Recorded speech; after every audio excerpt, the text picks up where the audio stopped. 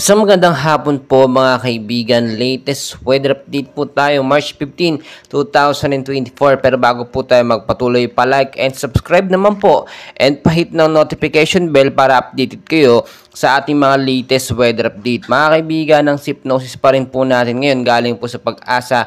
Northeast monsoon or hanging amihan po ang ating binabantayan sa ilang bahagi po yan ng Northern Luzon. May easterlies po ulit or yung mainit na hangin galing sa Karagatan Pasipiko na siya naman po nakaka-apekto sa ilang bahagi po ng ating bansa.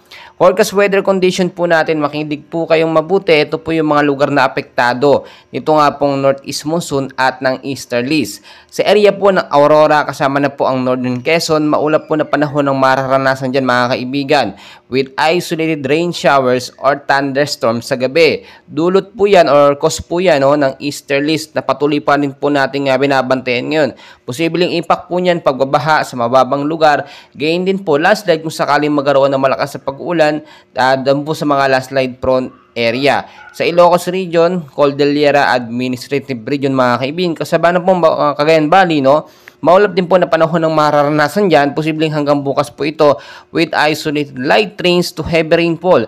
Dulot po ng hanging amihan or northeast monsoon. Ayon sa Pag-asa, wala po itong significant impact pero maging handa at maging maingat na rin po tayo in case po sa lalabas tayo, magdala ng payong jacket kapote, panlaban po sa biglaang pag-uulan.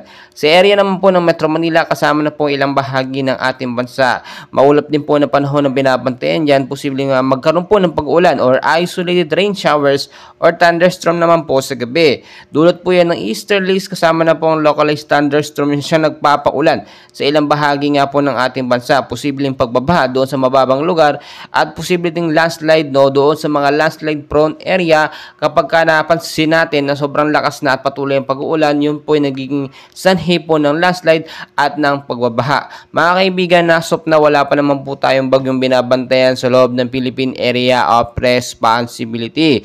Pero mga kumpol ng kaulapan or mga cloud cluster tayo na nakita sa labas ng PAR na posibleng nga po maging isang ganap na LPA or bagyo. Ayon sa Pag-asa, bago po matapos ang buwan ng Marso, posible pong isang bagyo ang pumasok sa ating Philippine Area of Responsibility. Mga kaibigan, patuloy ko po kayong i-update. And please huwag kalimutan mag-like and subscribe for more weather updates. Maraming salamat.